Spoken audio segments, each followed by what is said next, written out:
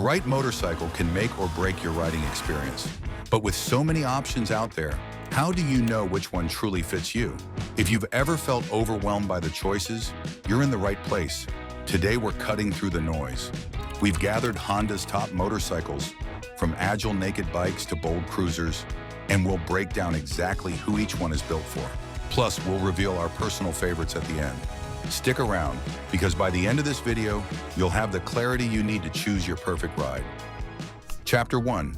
The versatile all-rounder, the naked bike. Let's kick off our exploration with a category that often serves as a starting point for many riders, the naked bike. Think of it as the ultimate all-rounder, a motorcycle that doesn't necessarily excel in one specific area, but allows you to do a little bit of everything. The Honda CB 750 Hornet is a fantastic example of this genre, offering excellent performance and features at a competitive price. Imagine yourself 2 weeks ago, sitting on your couch in your living room, taking a deep breath, perhaps pondering your first bike. You want something that's super easy to ride, right? Something that won't overwhelm you, whether you're just getting started or returning to 2 wheels after a break. The naked bike delivers on this promise. With a nice and low seat height, around 31.3 inches for the Hornet, and a very light overall weight, around 422 pounds. It's incredibly manageable at lower speeds. You feel a sense of confidence as you swing your leg over, your feet easily reaching the ground, making maneuvers in parking lots or slow city traffic feel like a breeze. What defines a naked bike? It's essentially a standard motorcycle without the extensive fairings or bodywork that enclose the engine and frame. This exposed design gives them a raw, mechanical aesthetic, but it's also highly functional. The key characteristics are a good chassis and a decent engine for fun riding dynamics, combined with a comfortable and versatile riding position. The Hornet, for instance, features a parallel twin 750cc engine that delivers a respectable 90 horsepower. You'll notice the flat handlebars, typical of the naked genre, which provide a fairly sat-up riding position. This means you're looking at the traffic ahead with ease, maintaining a relaxed posture that you can sustain all day. Your back angle is open, you're not stretching down to the bars, which translates to a comfort level that even allows for a little bit of touring. The handling is another strong suit. With 17-inch wheels, grippy sports touring tires, and good brakes and suspension, the Hornet is nice and agile when the speed picks up. It's designed to be a dawdle for new riders, yet still lively enough to offer a bloody good time for experienced ones.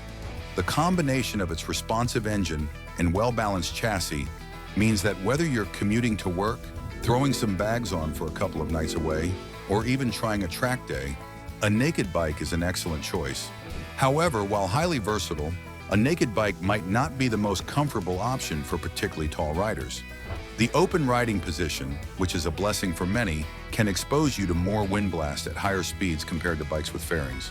Therefore, if your primary riding involves long stretches of motorway at high speeds, you might start to feel the effects of the wind more acutely. By the way, thank you for watching our content. Please subscribe now to stay engaged with our amazing content. In essence, the naked bike is like a highly capable Swiss Army knife in the motorcycle world. It's not specialized, but it's proficient in almost every scenario. If you're seeking a blend of comfort, agility, and performance that allows for diverse riding experiences, a naked bike is probably the benchmark to start from. Chapter 2. The thrill seeker's choice, the sports bike. Moving beyond the versatile all-rounder, we arrive at a category built with a singular focus, speed and performance. This is the sports bike, designed to go faster than a naked bike. The Honda CBR 650R, priced at $9,899, serves as an excellent example of a sports bike that still has road riding in mind, not just the track. Imagine you're standing in front of the conference room, ready to walk inside, but instead you're about to throw your leg over a machine designed to corner with precision and accelerate with urgency. The moment you settle into the saddle, you immediately feel the difference from a naked bike. The riding position is predominantly defined by lower handlebars and pegs that are further back and higher up. The seat might be a little taller, 31.9 inches on the CBR 650R, but the overall rider triangle is canted forward around the seat. This means your hands are narrower and you're further down and forward, putting more weight over the front wheel. This aggressive stance is a direct trade-off between performance and comfort. While it makes you feel deeply engaged with the handling and helps the bike turn quicker, it also means more weight on your wrists and less room for your legs to stretch out when stuck in traffic or cruising at a constant speed. The most distinguishing feature of a sports bike is the fairing. This sleek bodywork, often with a small windscreen, is not just for aesthetics, it's crucial for managing wind blast at higher speeds. On a naked bike, the wind can get pretty severe, but tucked in behind the fairing of a sports bike, you gain significant wind protection, making it more appropriate for track days and high-speed road riding. The visual appeal, with its baby fireblade image, is also a significant draw for many. Although the CBR 650R is on the milder side of the sports bike spectrum, with bars that still come up a bit above the forks, unlike thoroughbred supersports, it still embodies the essence of the category. You'll feel the bike's geometry is more responsive, ready to lean into corners with minimal input. Therefore, if your riding primarily involves twisty roads and back roads where you rarely hit the motorway, or if you dream of a little track work, this riding position is much more suited to that kind of thrill. However, if your commute involves heavy traffic or you plan on long touring journeys, a sports bike will be far less comfortable. The focused ergonomics, designed for aerodynamic efficiency and aggressive cornering, can become tiring quickly in less dynamic riding situations. In summary, a sports bike is akin to a finely tuned racing machine. It's built for exhilaration, for connecting deeply with the road, and for satisfying that urge for speed. If you like watching races like the TT and MotoGP, and visually a fast-looking bike appeals to you, and your primary goal is to go quick, then this is really the only one to go for. It's about the raw, visceral experience of performance. Chapter 3. The Call of the Wild, the Adventure Bike. For those whose riding dreams extend beyond the tarmac, the adventure bike beckons. This category is built for exploring remote places over decent distances, offering a blend of off-road capability and touring comfort. The Honda XL 750 Transalp, striking in its 2025 paint scheme and priced at $10,000, is a solid example, providing decent bang for your buck. Imagine thinking, this will be so cool, right? Finally, I can see what's beyond the paved road. That's the feeling an adventure bike evokes. Its defining features immediately stand out. Long travel suspension, like the Transalp's fork, a big oversized front wheel, 21-inch on the Transalp, and semi-knobbly tires designed for grip on loose surfaces. These elements mean that if you want to take it off-road, you have a much better chance of navigating lumpy surfaces and obstacles. The trade-off for this off-road prowess, however, is a taller bike. At 33.7 inches, the Transalp's seat is a significant step up from a naked bike's 31.9 inches. Therefore, for smaller riders, a lower seat accessory might be a consideration. But on the flip side, if you're a taller rider who finds naked bikes a bit too small, this is absolutely ideal. There's loads of room down to the pegs, and you generally get high-set, wide handlebars that facilitate standing up on the pegs, giving you more control when riding off-road. Adventure bikes also excel in practicality for long journeys. They often come with larger fuel tanks and windscreens, along with optional handguards offering good wind protection and range. This makes them surprisingly fit for purpose as commuting and touring bikes, or even adventure touring. The Transalp, sharing the same 750 twin engine as the Hornet, 90 horsepower peak, is not just capable off-road. It's also really entertaining to ride on the road, happily revving up and spinning nicely. Honda has clearly put a lot of work into ensuring it's a good ride on tarmac as well as off. It's important to stress that adventure bikes exist on a wide spectrum, from very road-focused models to tall, rally-inspired machines with aggressive knobbly tires. Therefore, doing your research is crucial to find a bike that's balanced, especially if you'll be majority riding on the road. The Transalp is particularly good in this regard, balancing its off-road capabilities with a genuinely fun road riding experience. To summarize, an adventure bike is your rugged companion for any journey. It's about versatility, comfort for long distances, and the freedom to explore. If you want to do a little bit of off-road and on, they are certainly the answer to all your problems. Consider them seriously if you're a bit taller and desire a roomy bike, or if you plan to spec them up with accessories for extended touring. Their recent surge in popularity is no surprise given their incredible adaptability. Chapter 4. The Practical Workhorse, the Commuter and Tourer. When practicality and comfort for eating up miles are your top priorities, the commuter or tourer category steps forward. These bikes are generally built for comfort, potentially carrying luggage, a passenger, or both.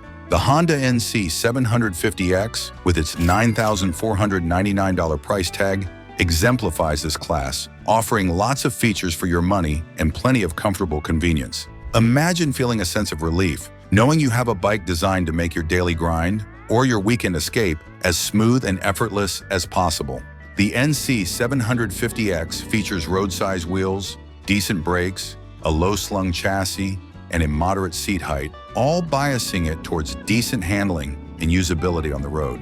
The riding position provides some of that adventure bike spaciousness, but without the extreme height. You get very swept-up bars and low-set foot pegs, giving you plenty of legroom. This is definitively a bike you can comfortably eat up miles on. The standout feature, however, is the front trunk. This clever storage compartment, located where a traditional fuel tank would be, opens up to enough space to store a full-size helmet.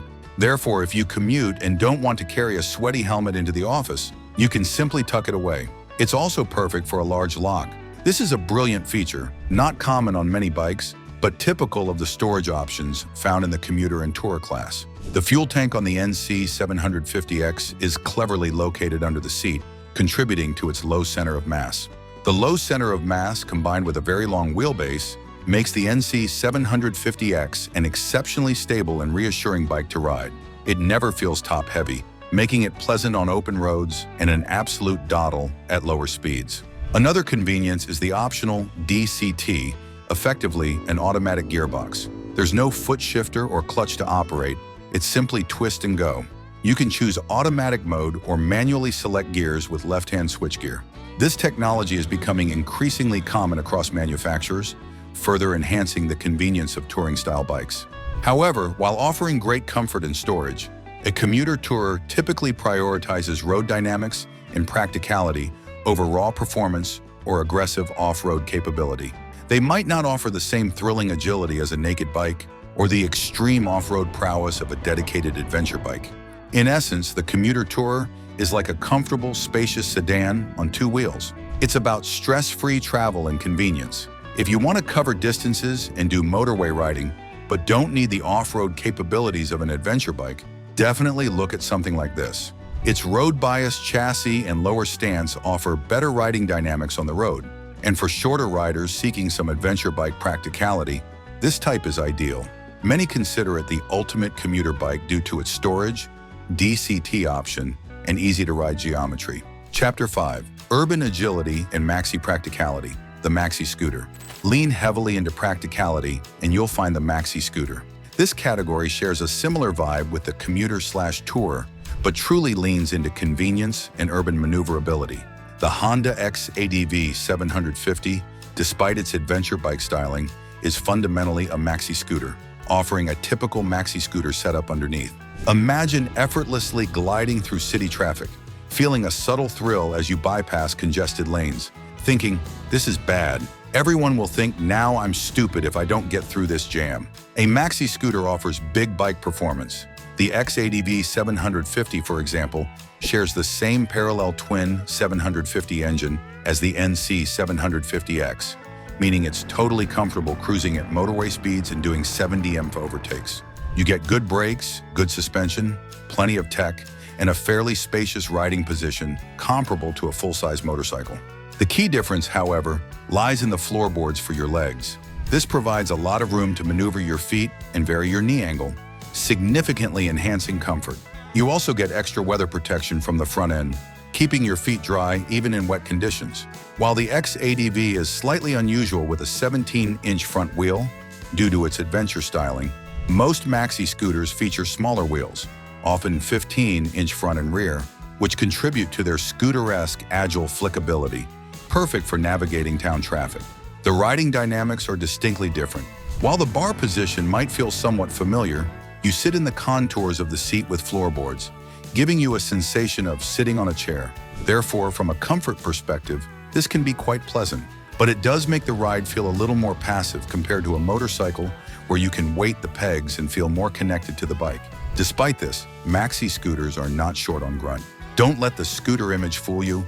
They can certainly get a lick on when you shift down a gear or two and open the throttle. However, for the sports bike aficionado, it won't be the most engaging ride. The riding position is too sat back, The small wheels and chassis aren't set up for really fast, aggressive riding, but that's a trade-off for so much practicality. The key benefit is the weather protection. In very wet weather, a Maxi scooter would be the top pick. In essence, a Maxi scooter is like a comfortable, enclosed chariot for the urban landscape, capable of venturing further afield. It combines the convenience of a scooter with the performance of a motorcycle. If you need to commute from out of town with a bit of motorway riding, or even do a little touring, while prioritizing weather protection and easy maneuverability in traffic, a Maxi scooter is a strong contender. Chapter 6: Style, Heritage, and Effortless Cool. The cruiser and retro bike. Finally, we turn to the categories where style, heritage, and the sheer look of the bike often trump optimal performance and raw convenience. The cruiser and retro bike. The Honda CMX 1100 Rebel, starting at $10,149, perfectly embodies the typical cruiser stance, while a Triumph Bonneville T120 is a classic example of a retro bike. Imagine feeling a deep sense of pride, seeing the reflection of your bike as you ride past a shop window, thinking, wow, that was really the best decision you've ever given. For many, a big part of riding motorcycles is the way they look, the way it makes you feel, or the way you look when you're riding it. This category is for those who prioritize that connection. What makes these bikes less dynamic than others?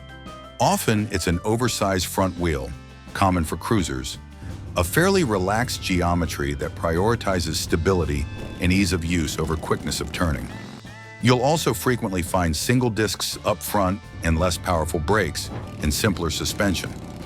They tend to be heavier due to steel frames, twin shocks, and extra visual features. The riding position is usually more relaxed, with more of your weight over the saddle and back rather than an aggressive forward lean.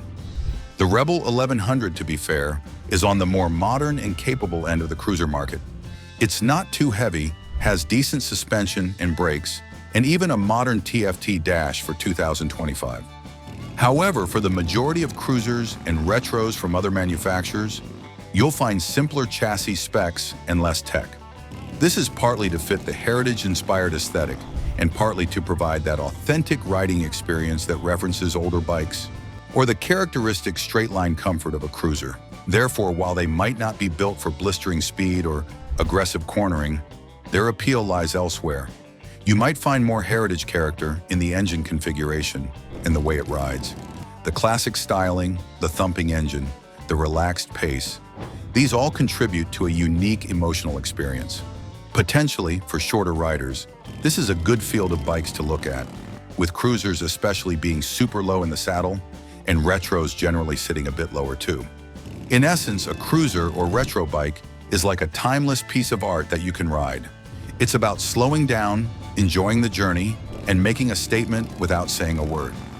Definitely consider one if you're not bothered about riding fast but want something you're truly proud of the way it looks. It's about pure, unadulterated style and the feeling it evokes. Conclusion: your motorcycle, your story. We've covered a wide spectrum of motorcycles, from the versatile naked to the stylish cruiser, each designed to cater to a different riding philosophy and deliver a unique experience. We've seen how characteristics like seating position, wheel size, suspension, and bodywork translate directly into how a bike feels and performs, enabling you to zoom into the moment of riding each one. Remember, the best stories don't just summarize events. They take us into the trenches, let us be part of that physical moment. The same applies to choosing your motorcycle. It's not about just knowing specifications. It's about imagining yourself on that bike, feeling the wind, hearing the engine, and experiencing the thrill. By considering the location where you'll ride, the actions you'll perform, your thoughts and emotions while riding, and even the dialogue you might have with fellow riders or internally, you're building a complete picture. The ultimate goal is for your reality to beat your expectations. If you chose a bike purely on aesthetics but found it incredibly uncomfortable for your daily commute, your expectations would be unmet. However, if you chose a bike based on thoughtful consideration of your riding style and it delivered exactly what you needed, perhaps even more, you've won. Before making your final decision, remember these key takeaways. Naked bikes are fantastic all-rounders, easy to ride, agile and comfortable for varied use, though taller riders might find them less ideal for very long stretches. Sports bikes are built for speed and aggressive handling, offering an exhilarating ride on twisty roads and tracks, but sacrificing comfort in traffic or for long distances. Adventure bikes combine off-road capability with touring comfort, making them ideal for taller riders, remote exploration, and versatile long-distance travel. Commuter tours prioritize practicality, comfort, and storage for eating up miles. Great for daily commutes and comfortable touring, especially with features like DCT and frunks. Maxi Scooters offer big bike performance with scooter-like practicality, excellent weather protection, and urban agility, though their passive riding position might not appeal to performance enthusiasts. Cruiser and retro bikes emphasize style, heritage, and a relaxed riding experience, prioritizing aesthetics and a classic feel over aggressive performance, often suiting shorter riders and those who enjoy a slower pace. Ultimately, the best motorcycle for you is the one that aligns perfectly with your individual needs, aspirations, and the kind of adventures you envision. It's not just about a machine. It's about the freedom, the connection to the road, and the unique story you're about to write. There is a video coming up on the screen right now.